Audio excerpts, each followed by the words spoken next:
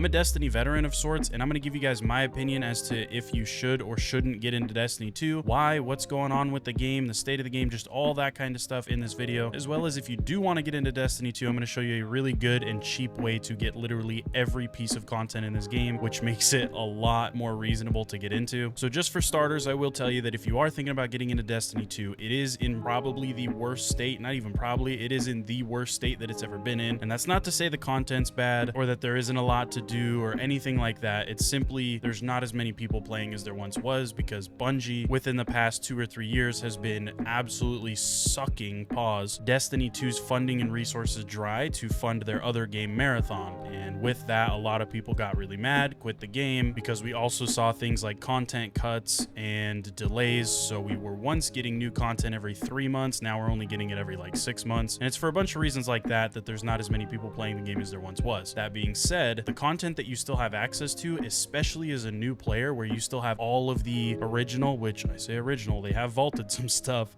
as if you are a Destiny player you'll know about, but you will still have all of the older stuff that most of us are kind of blown out on to play through. You'll still have a bunch of expansion campaigns, you'll still have a bunch of different strikes, side missions, exotic missions, you'll still have like tons of stuff to do, especially as a new player. And as it stands, you don't really need people to play Destiny anyway. All of the expansion campaigns, all of the side quests, exotic missions, even dungeons and harder activities are completely soloable. Soloable? You can totally do them by yourself, is what I'm trying to say. I personally have soloed dang near every piece of content in this game minus the raids. The raids are one of the only things you're not going to be able to do solo, as well as obvious ones like PvP and things like that. If you're unable to find a lobby, obviously you can't do PvP if there's no P's to VP, you know what I'm saying? But again, we're still talking about literal hundreds of hours of content that you would have access to that you can 100% do by yourself, or even just with like 1 or 2 buddies. The fire teams only go up to 3 people for your basic activities, but if you do get into things like raids or again the PvP and things like that, the fire teams will usually go up to 6+. There's even activities where there's like 12 people, but again, we're talking about like 1% of the game that you wouldn't be able to do if, say, you were a solo only kind of player. The dungeons and things like that might be pretty hard for new players to do solo. However, by the time you're really getting around to doing stuff like that, assuming you're focusing on the main campaigns, maybe some basic side quests and things like that first, you're probably going to have well over 100 hours put into the game before you even really attempt things like dungeons or any of that kind of stuff. And you would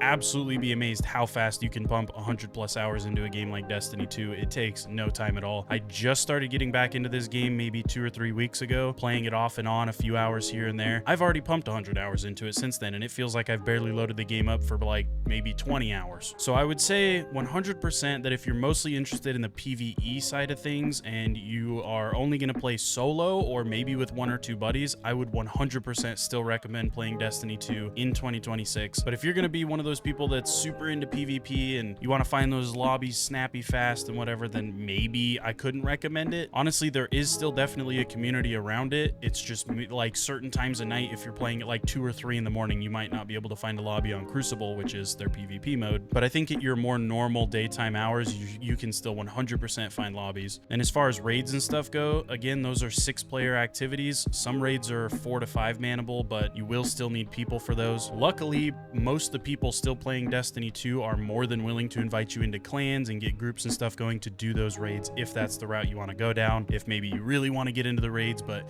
you don't have enough buddies or whatever to fill a 6-man team. I actually have an uncle who was a part of my raid group before, and the rest of us kind of took like a year-long break due to all the things that were causing the game to go downhill at the time, and he actually stuck around and ended up joining a different clan really quick and has literally no problem finding people. There's a bunch of people in this clan. I think he even joined like a Discord server or something, and it's super fast. He'll hit people up, be like, yo, I'm trying to do this raid, and they'll get in there and be like, well, let's get it. Again, those options are still definitely there. It's just the player base isn't quite as plentiful as it once was due to, again, Bungie just sucking the life out of this game, so that they could put more time and resources towards Marathon, which, on the note of Marathon, I already made a video about this, but I'm going to quickly go over it, and that is Marathon is already a dying game. It's already pulling very similar numbers to what Destiny 2 is pulling, and Destiny 2 is in the literal worst point of its life that it's ever been in as far as active players goes. And if you don't also know, Sony in recent years bought out Bungie, which means Sony's going to be putting a lot of pressure on Bungie to pull through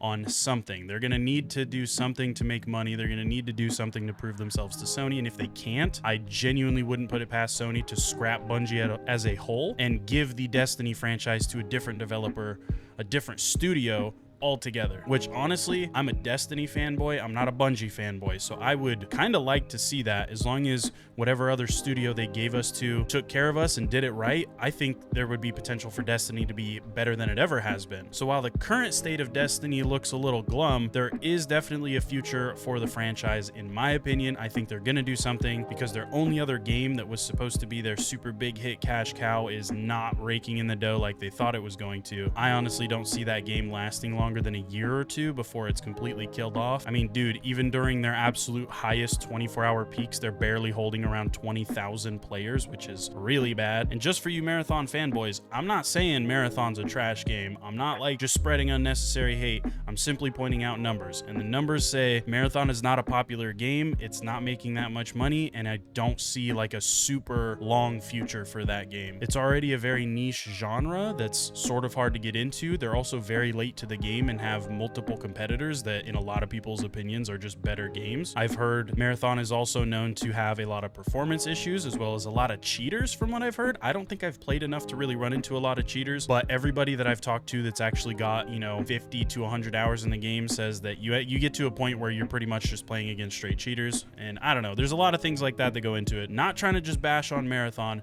simply pointing out facts and numbers. My point with all this being, I could 100% see Bungie trying to make a last-ditch effort for money and coming back to Destiny 2 and either offering full support for this game again, giving us our more frequent content drops, more thought out content, all that kind of stuff, or even just straight up announcing out of nowhere a new Destiny game altogether and we get a Destiny 3. Whatever it might be, I 100% see a pretty good future for Destiny. It's just a matter of time, honestly, but only time will tell, man. I could be totally wrong, but I have around 2,000 hours in Destiny 2, and as I said, if you are somebody that's mostly interested in the PvE side of things, there is tons and tons and tons of stuff to do, and I would still 100% recommend playing D2 in 2026. But if you're somebody that's looking towards more of like live service requirements, more content drops, more PvP, more like big player activities and stuff, I would maybe hold off on it to kind of see what direction Destiny 2 goes in.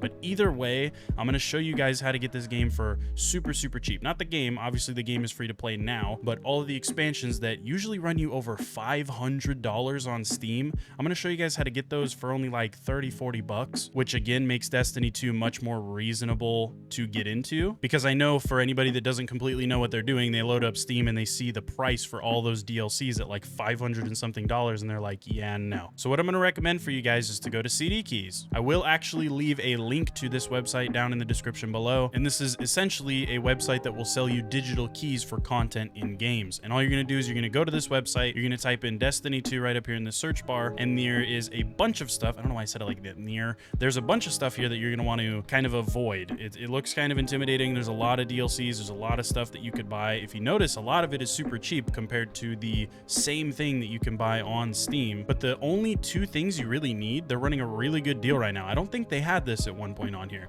but you're going to want the Destiny 2 Legacy Collection. And this is if you're on Steam. If you're not on Steam, you might want to look for a corresponding key. Make sure, you know, if you're on Xbox, look for the Xbox. If you're on PlayStation, look for PlayStation, which I don't even see PlayStation, so maybe y'all are just SOL, I don't know. But this works especially well for Steam users. If you're on PC, you're going to want the Destiny 2 Legacy Collection.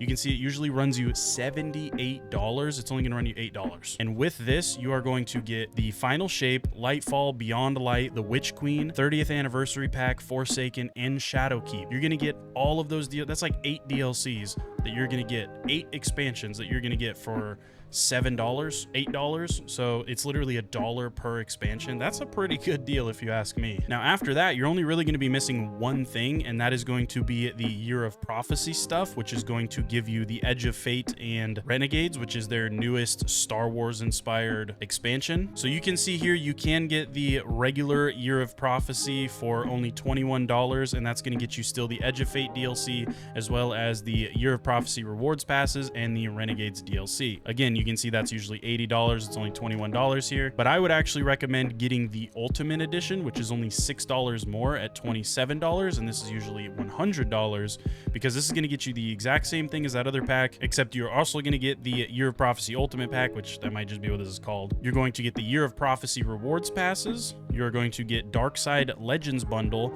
New Land Beyond Exotic Sniper Rifle, Astral Cartography Exotic Emote, Exotic Weapon Catalysts, and Ornament, and an exotic sparrow. So you're going to get yourself a bunch of cosmetics. You get a full, I think it's a Star Wars inspired outfit for each class. You get one outfit per class, and they're different depending on the class you play, as well as just some other free cosmetics. I guess not free, you are paying for them, but they're thrown in there, and it's a good bit of extra stuff you're getting for only $6 more. So if you are getting into it, I would recommend getting the $27 version. That's only going to run you about $35, and that quite literally gets you every piece of content in the game, aside from maybe a couple of dungeon keys that you might have to buy. Don't quote me on that. It's been a very long time since I bought the dungeon keys, but if while you're playing the game you go to play a dungeon and it tells you you need a key, you might have to buy that separately. If I'm not mistaken, I don't think that it would run you more than like $20 to $30 for all of the dungeon keys included in that. So I guess if you're super interested in the dungeons and all that stuff, you want to spend the extra money, it's still going to run you maybe $50 or $60, which is still the price of like a normal game nowadays. So even then, I would say it's still worth it. Again, if you're into that PvE side of things, because there is literal hundreds, even thousands of hours of playtime to be had across the content that you're going to be getting for that like $60-ish. And this is not sponsored. This is not anything. It's simply just a little trick that I've shown a few buddies in the past to get them into the game for a much cheaper and more affordable price. And once you buy these keys, they're going to send you an email and tell you how to get your keys. It's going to pull up a little thing, say click here to get your key. And then you are simply going to come over here to Steam. You're going to go down to the bottom left corner where it says add a game. You're going to click activate a product on Steam, and right here is where you would paste in that code or just type it out and click confirm, and it would redeem your DLCs and all that stuff for you, and you would then just have access to all the content you bought. So it's really easy, much more affordable, and way easier to justify getting into Destiny when you don't have to pay $500+ for it. So, but anyway,